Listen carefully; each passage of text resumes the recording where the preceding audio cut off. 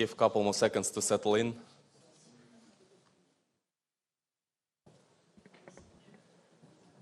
Қайырлы күн, құрметті қонақтар, Астана халықаралық қаржы орталығына және Astana Finance форумына қош келдіңіздер. Dear guests, colleagues, welcome to the panel session, Shaping the Future of AIFC Legal Framework. The Astana International Financial Centre was created with the bold vision to serve as a trusted bridge between East and West, providing a platform where global capital meets regional opportunities. From the very beginning, our key pillar was to establish a legal framework, a trusted, transparent one, according to international standards, and based on the principles of English common law. Apart from AIFC Court and the International Arbitration Center, in 2017 we have established our own AIFC Legal Advisory Council. We see today a lot of guests here who actually took part in it and were very instrumental in it. Since then, more than 100 AIFC acts have been developed, adopted, that regulate the activities of our participants. This legal infrastructure has already set AIFC apart in Central Asia.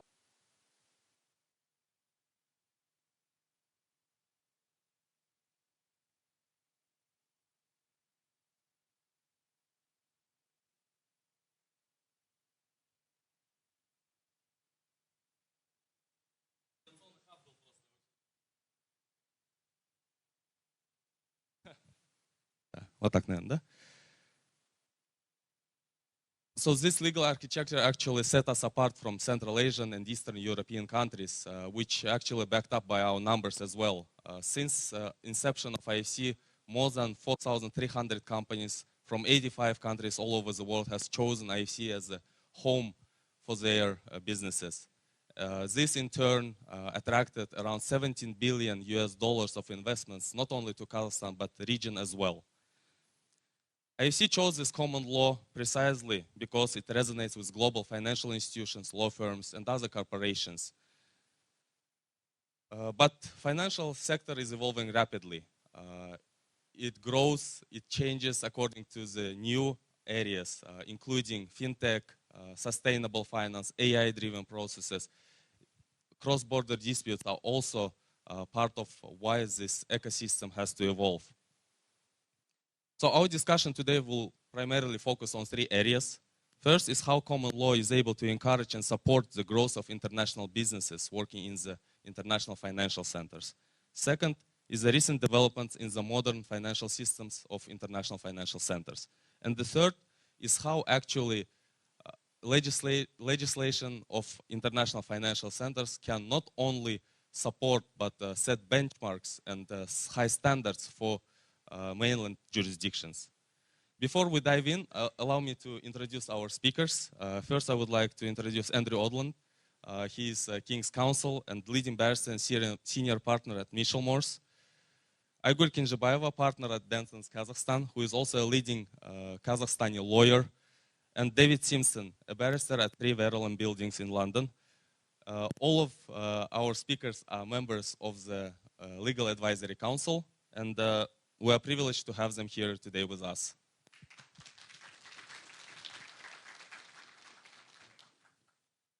Allow me to start with Mr. Odland. Andrew, so international investors consistently highlight the importance of legal certainty when choosing where to allocate capital. In this regard, could you tell us a little bit more what the role of Legal Advisory Council in AIFC is, and how, in what specific ways does it benefit AIFC to attract this kind of investors? Yes, good afternoon, everybody. It's a pleasure, as always, to be here. Let me start by saying a few short words about what we do on the Legal Advisory Council. And I'm delighted to see that we have 2 or 3 of our previous supporting secretaries here to the Council who are in the audience today. Our job is primarily to review draft legislation and occasionally to recommend legislation that ought to be drafted. And when we first started, and I've been involved since 2017, right at the very beginning, we were given what was called a blank sheet of paper to create a legal system based, as has been said, on the principles and legislation and precedents of the laws of England and Wales and on international best practice. Those lines come directly from the constitutional statute of the AIFC. So that was our guiding light, our remit.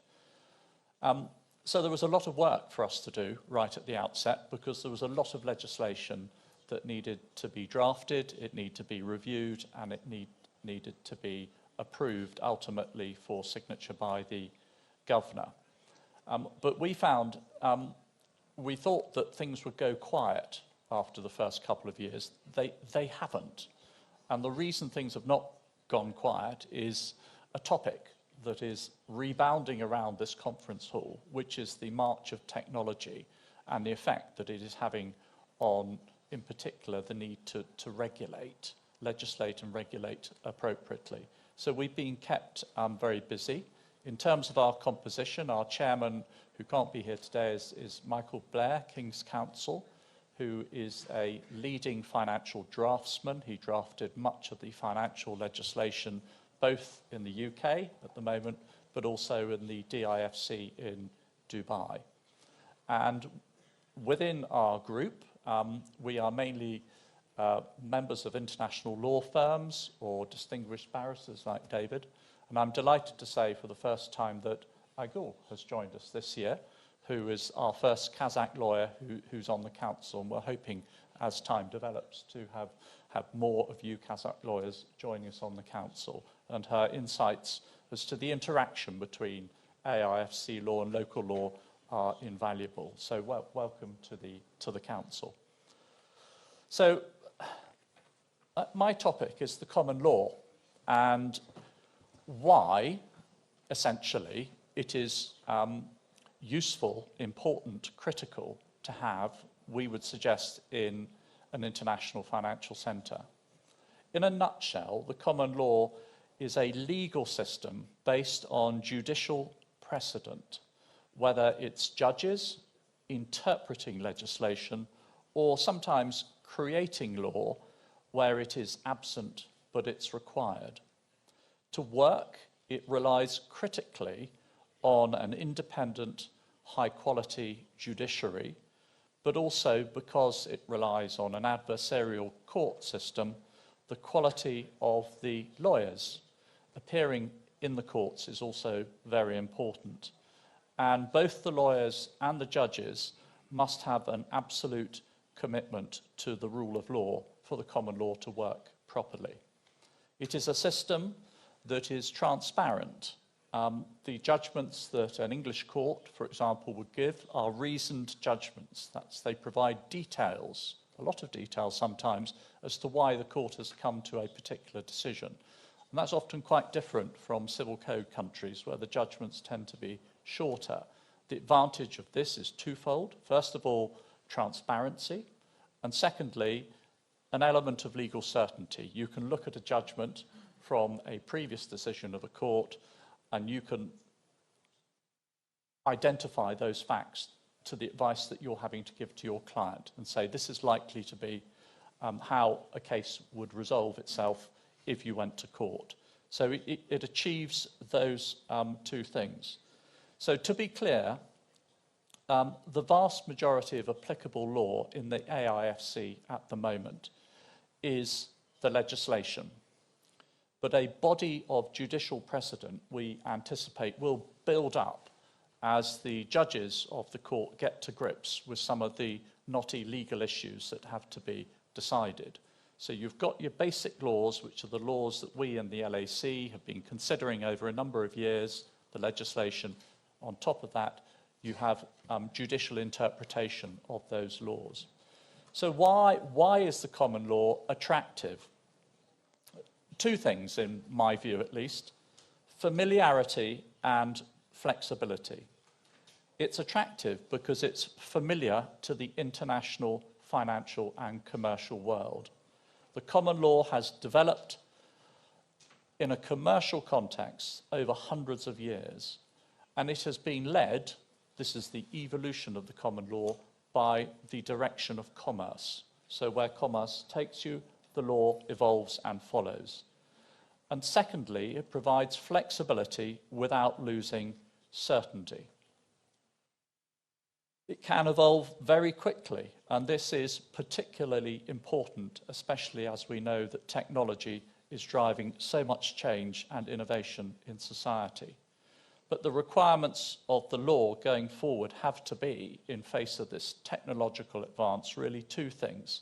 It needs to provide a steady, certain framework to support that evolution, but it must also critically address the demands for regulation to protect our societies and, in particular, consumers from harm. I'm going to give you an example now of the common law in practice in the field of technology that comes from the English courts so that we can see how it works. There was a simple question, you may think, that was being asked of the English courts, which is this: are digital assets capable of attracting property rights? There was no statutory definition, no legislation that dealt with that in England, and the existing common law, so the existing law that had been decided by judges over the years, did not answer that particular question. And it arose in respect of applications for freezing orders, that is to freeze assets, where claimants were alleging they had been defrauded by people who held cryptocurrency. And in order to secure the freezing order, the claimant had to persuade the court that crypto assets actually fell within the definition of personal property. And there was no legislation that said it did, and there was no common law, no judicial decisions that actually said it did. So the problem arrived before the courts of England, and judges had to decide initially at first instance whether or not crypto assets fell within the definition of property. They did. It then went to the Court of Appeal, the Superior Court, who supported that decision. And it led to a very interesting debate and ultimately some draft legislation, which is the Digital Assets Bill that is currently before the UK Parliament. I don't think it's yet been passed. So that bill, that piece of legislation, was created by the courts dealing with a gap in the law, which was, do digital assets fall within the definition of personal property? The courts decided that it did, and then legislation is in the process of being introduced to allow that definition to be expanded upon. And be expanded upon is a critical word here, because this is a very unusual piece of legislation. It is not our government simply saying, yes, it falls within the definition of personal property on all occasions. It says that it is capable of falling within the definition of personal property, and it's going to leave it open to the courts to decide on a case-by-case basis as to whether or not digital assets do form personal property in certain circumstances.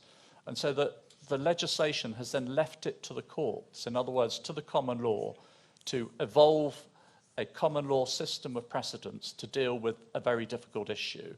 Now, in the AIFC, there is a definition of digital assets, which has been passed through legislation, but we all know that is not going to be the end of the matter. Things will evolve very quickly, and the courts will need to be able to respond to it. So two key things before I finish, looking forward, are very important, we would suggest, for the AIFC. The one is to stick with those common law principles, coupled with principles-based regulation, so that there is the flexibility within the system to deal with the evolution, the rapid evolution of technology. And we, therefore, are of the view that it's essential that the common law continues to exist and respond to all of these challenges. Thank you.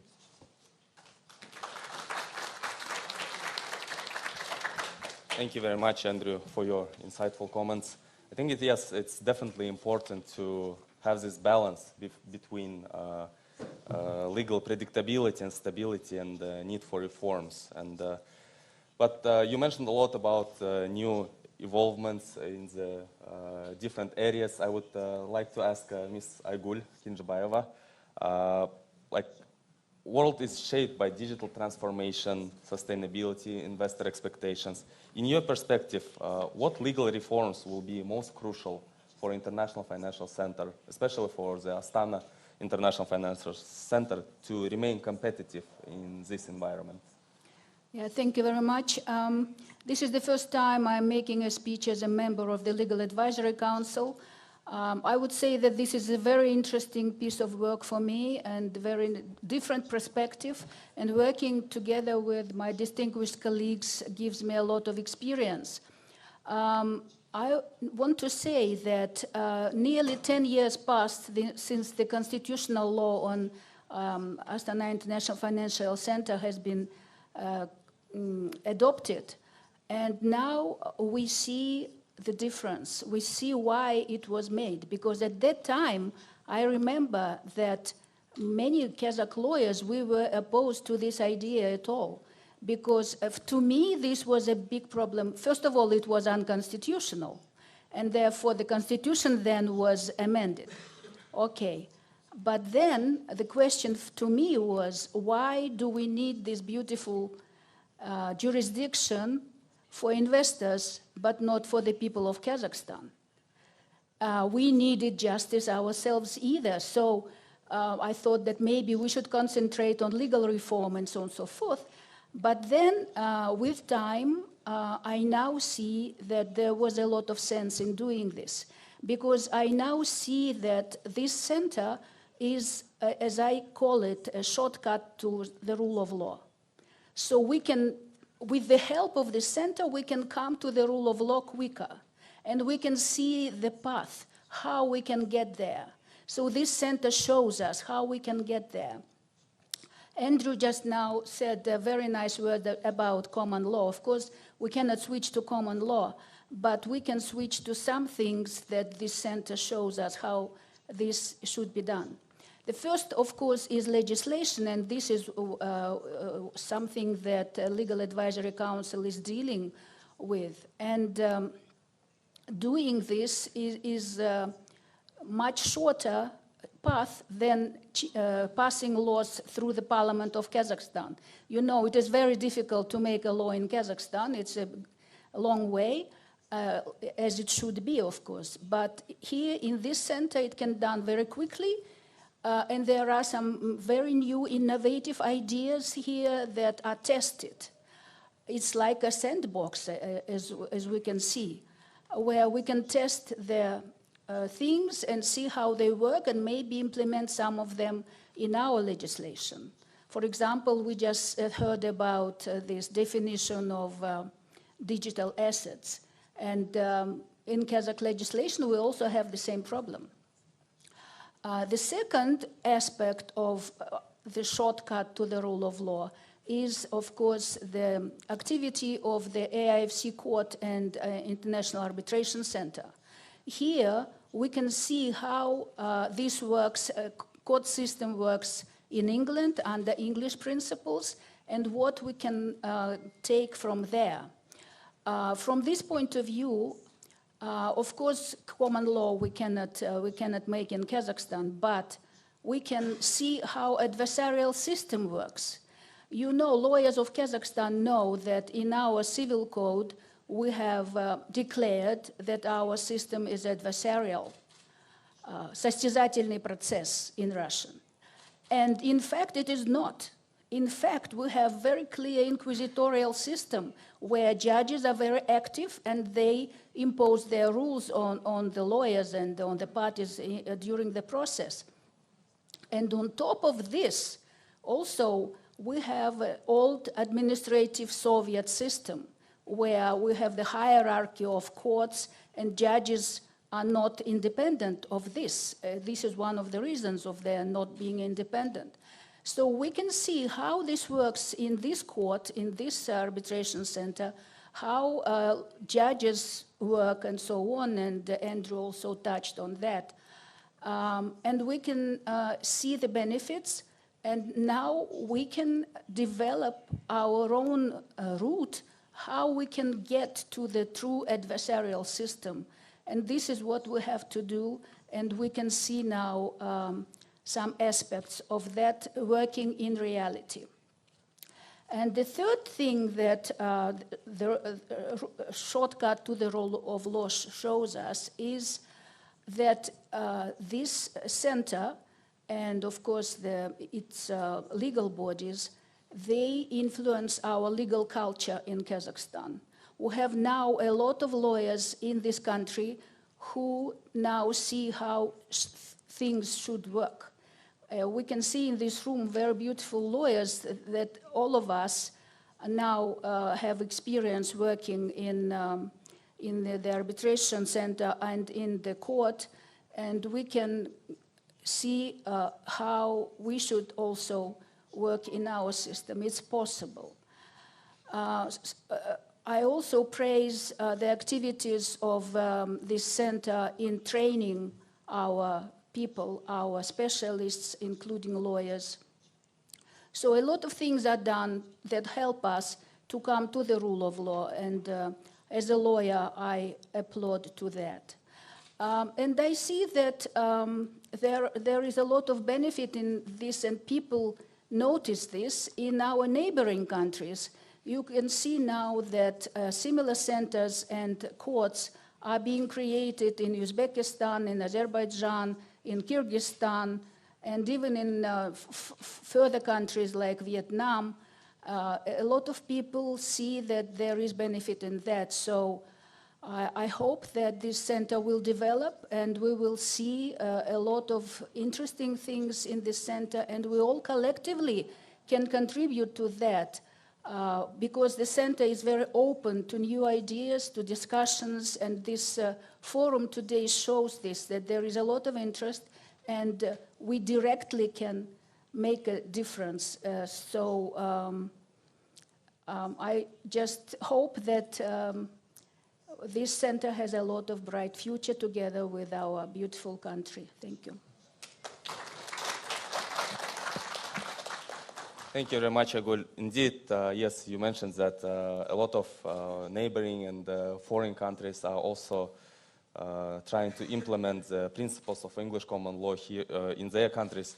We also have, like, for example, big projects in Kazakhstan, like Alatau City, who is also trying to model the AIFC framework in their legislation. So it indeed shows the capacity and the broadness of common law to be implemented. In this regard, I would like to ask Mr. Simpson. David, in your opinion, what are the unique and interesting aspects of common laws that could be implemented in the neighboring countries or in the regional sphere? Well, in the common law, and thank you very much. It's great to be here, to see a lot of familiar faces in the audience.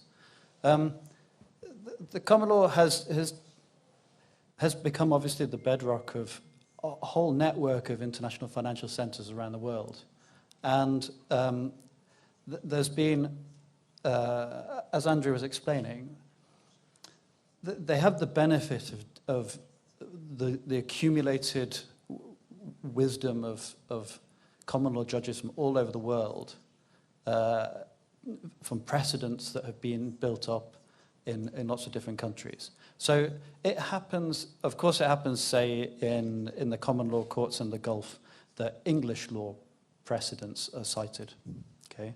So in the Qatar Financial Centre Court, where my first involvement was really in Qatar, obviously English precedents are cited there all the time. And in fact, when we were setting the QFC up, one of the points that really occurred to us was this: okay, if you're going to create an insurance market in Qatar based upon English common law, okay, the English common law of insurance goes back to the 18th century. I mean, there are amazing cases. There are fascinating cases about piracy on the high seas, great cases. But obviously, this is very esoteric English law. And our Qatari lawyers, what are they going to do? Are they going to buy a copy of McGillivray, which is the leading insurance law textbook, and read about all of these cases?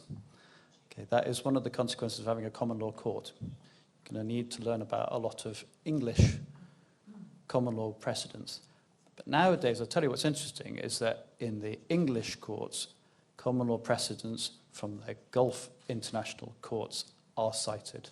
There are decisions from the AIFC court, ADGM court, which are, they're not just the background to cases. We're not just trying to enforce judgments. We are citing them as important decisions.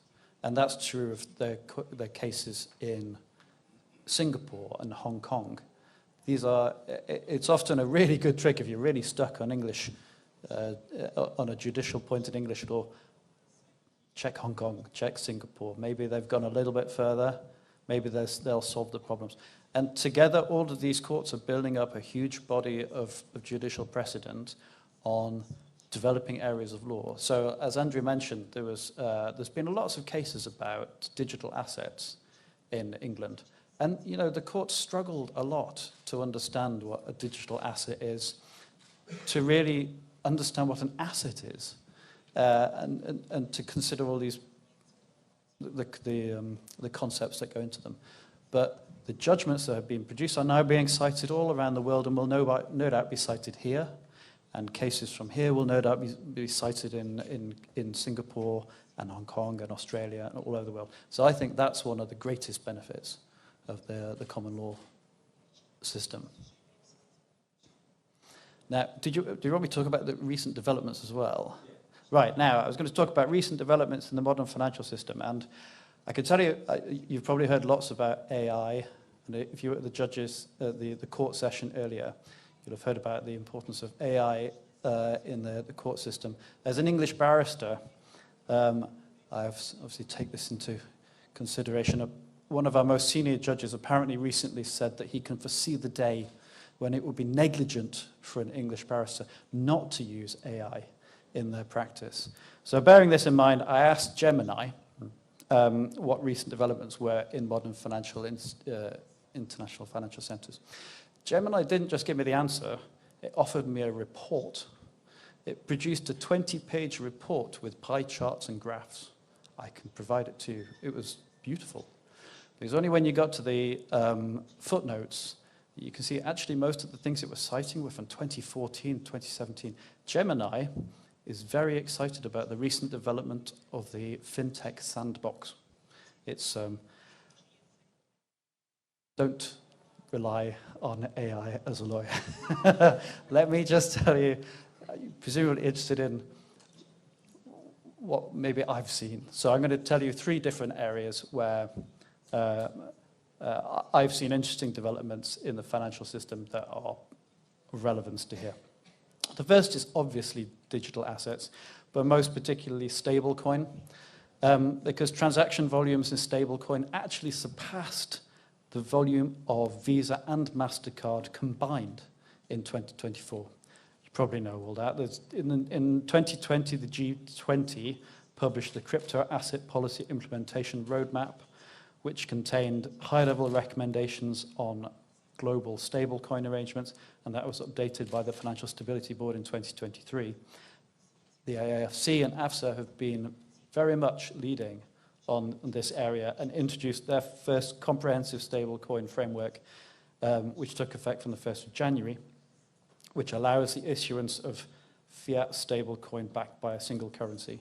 And it contains all the kind of important aspects of stablecoin regulation, reference currencies, capital requirements, redemption rights, composition of reserve assets, disclosure requirements. And the first stablecoin license was issued in July of this year, I believe. Now, this wasn't the first development in this area. There was the EU market in crypto asset regulation in 2023. That set requirements for composition of reserves.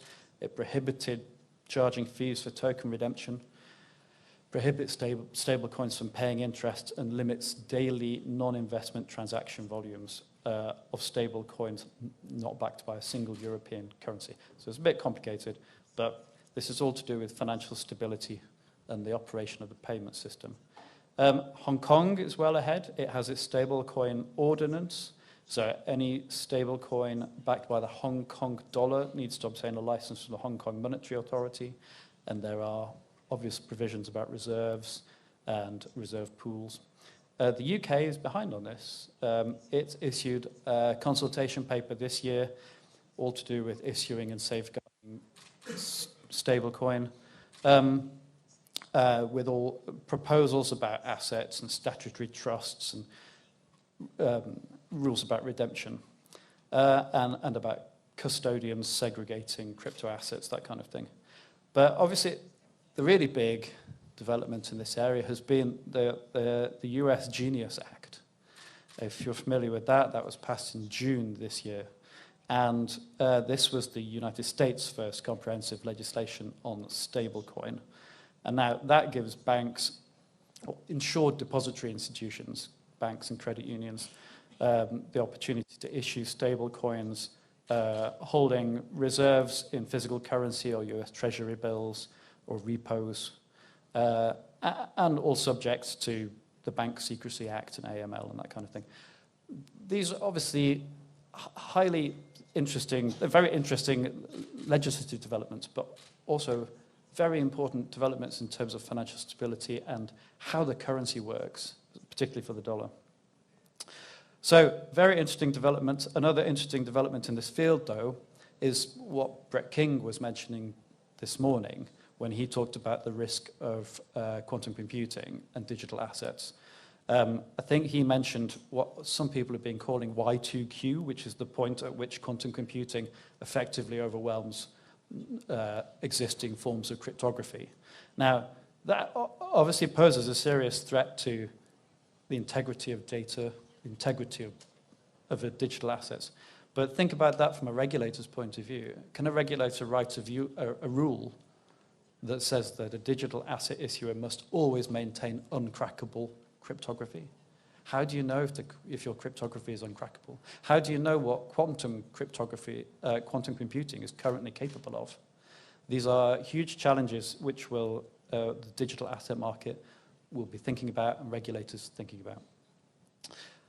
Something completely different, interesting development.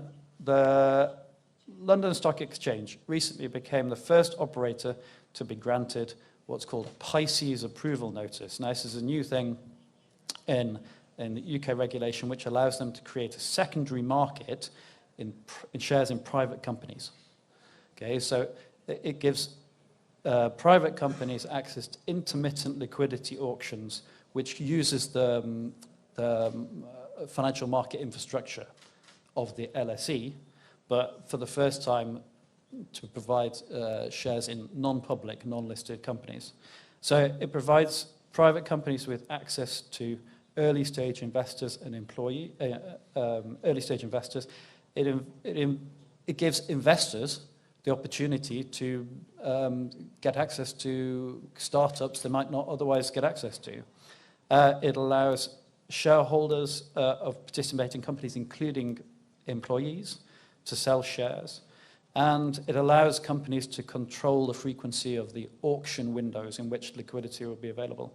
So it's a pretty interesting development, actually. It created big news in the UK because, this is all part of the kind of UK growth agenda for private companies, because it enables companies to evolve their shareholdership, decide who gets to trade, and it helps with price formation. But it's also, from a regulatory point of view, it's a good example of how when you create infrastructure, it's then you can use your imagination to find new ways of exploiting the infrastructure that you already have.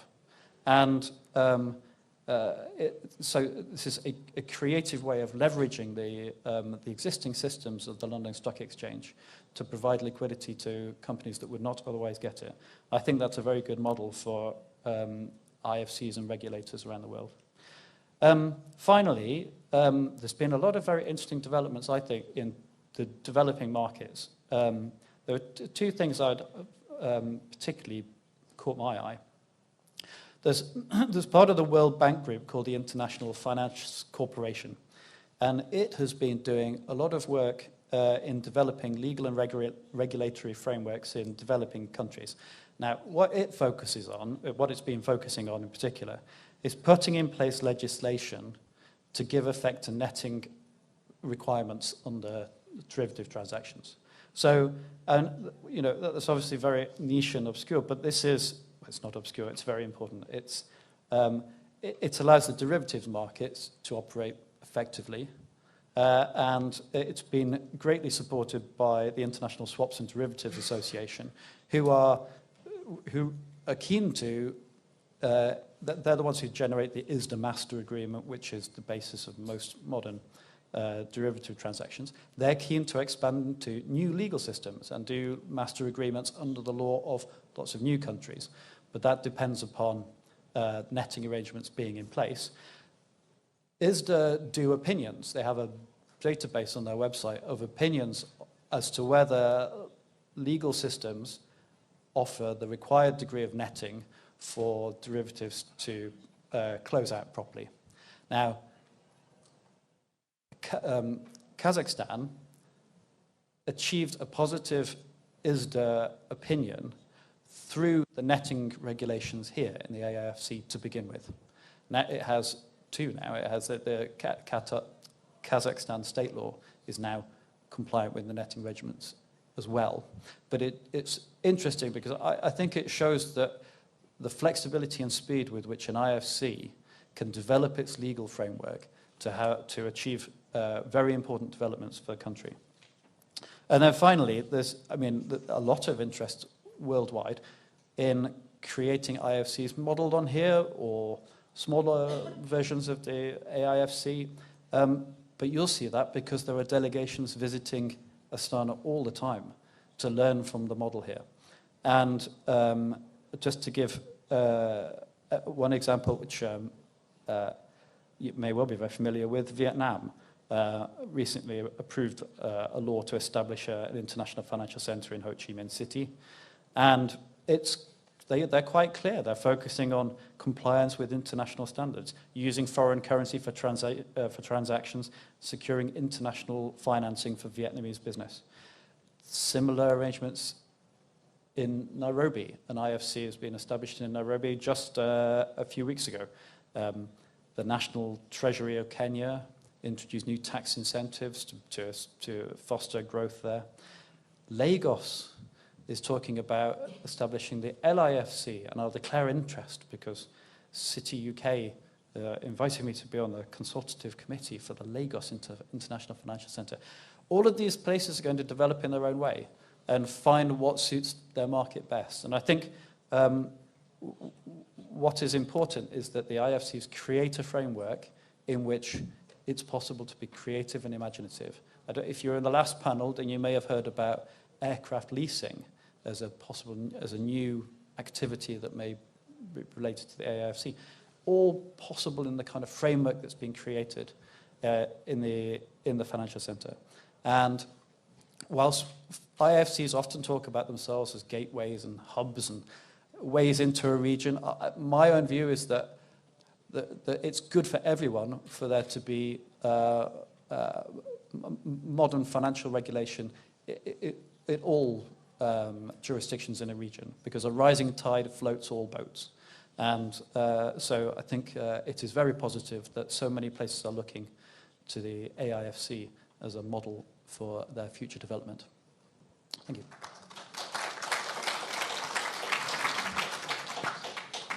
Sure. Okay. I know we're just about to finish, but I'd just like to talk about two things that leapt out of me from the earlier sessions that we've had during AFD. The first one was Mr. King talking about, do you remember, if you were watching it, his hand saying, regulation is going to keep up that fast, but technology is going to evolve that fast. And in between, there's this huge gap, which is called risk, because the regulators are unable to keep up with the advance of technology, and it's going to present a huge amount of consumer risk. So that is a critical point that the AIFC needs to work out how to address, and that is, in my view, common law and the principles-based regulation.